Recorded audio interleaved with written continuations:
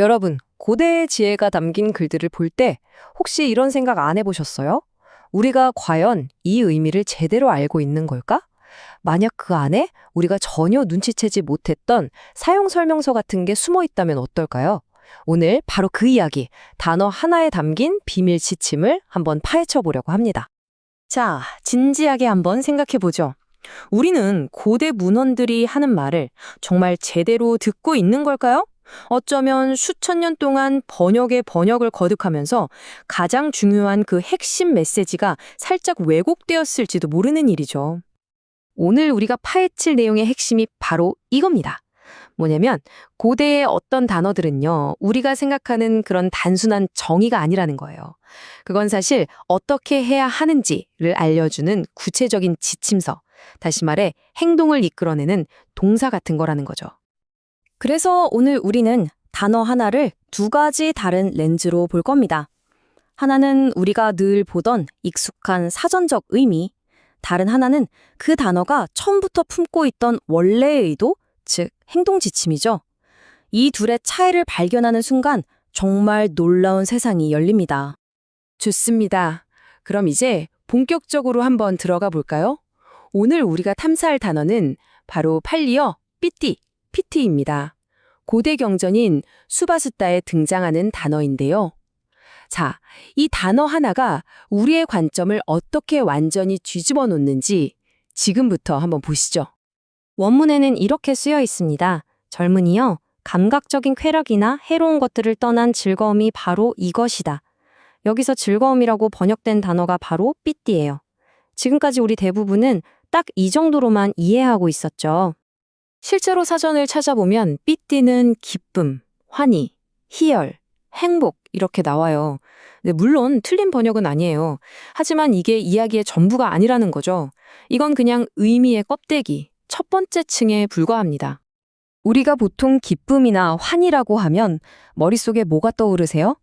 아마 샴페인 마개가 펑 하고 터지는 것처럼 아주 짧고 강력하게 확 타올랐다가 금방 휙 사라져버리는 그런 감정의 최고점을 생각할 거예요. 바로 여기서 우리는 가장 중요한 질문을 던져야 합니다. 그래서 이 단어가 우리한테 대체 뭘 하라고 말하는 걸까요? 그냥 이런 감정이 있다는 걸 묘사하는 걸까요? 아니면 우리에게 어떤 구체적인 행동을 하라고 하는 걸까요? 자, 이제 진짜 재미있는 부분입니다. 니루띠라는 고대의 언어 분석법을 사용해서 단어의 뿌리를 한번 캐내 볼 건데요. 이게 뭐냐면 고고학자처럼 단어의 가장 깊은 곳에 있는 동사 뿌리를 발굴해서 그 뿌리가 가진 원래의 행동을 이해한 다음 다시 문장에 쏙 집어넣어 보는 방식이에요. 정말 흥미진진하죠? 그렇게 분석해 본 결과는 정말 놀랍습니다.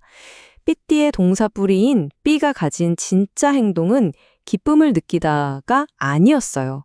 그건 바로 부풀어 오르다, 가득 채우다, 흠뻑 적시다 같은 아주 구체적이고 물리적인 과정이었던 겁니다.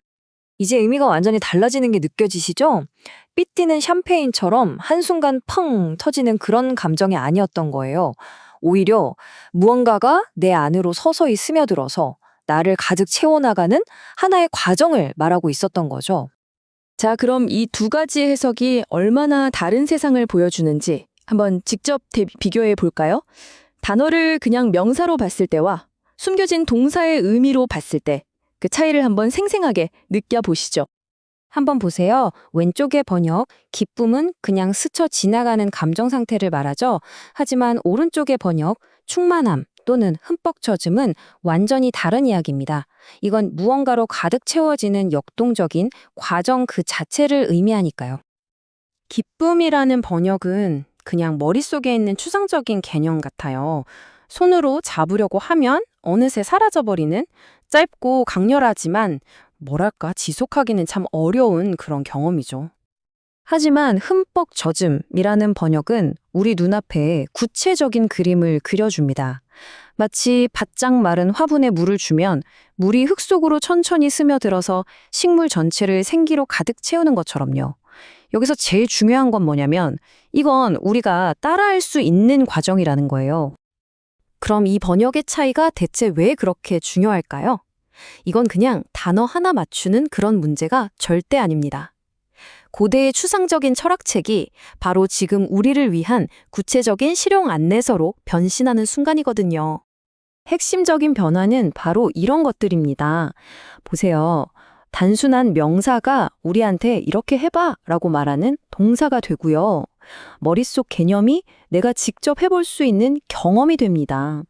그냥 읽고 덮어두던 철학책이 따라할 수 있는 지침서가 되고 휙 지나가는 감정이 쭉 이어갈 수 있는 상태가 되는 거죠. 엄청난 차이 아닌가요? 그러니까 결정적인 한마디는 바로 이겁니다. 고대 텍스트는 우리에게 그냥 기쁨이 이런 거야 라고 알려주는 게 아니었어요. 그게 아니라 어떻게 하면 너의 내면을 좋은 것들로 흠뻑 채울 수 있는지 그 구체적인 방법을 알려주고 있었던 겁니다. 사실 이 사용 설명서는 처음부터 계속 거기에 있었습니다. 단지 우리가 그걸 해독할 수 있는 올바른 열쇠, 그 키를 몰랐을 뿐이죠. 그리고 오늘 우리는 그 열쇠 하나를 찾아낸 셈입니다. 마지막으로 이 질문을 여러분께 던져봅니다. 우리가 지혜라고 부르는 이 고대의 글들 속에 아직 발견되지 않은 또 어떤 놀라운 사용 설명서들이 우리를 기다리고 있을까요?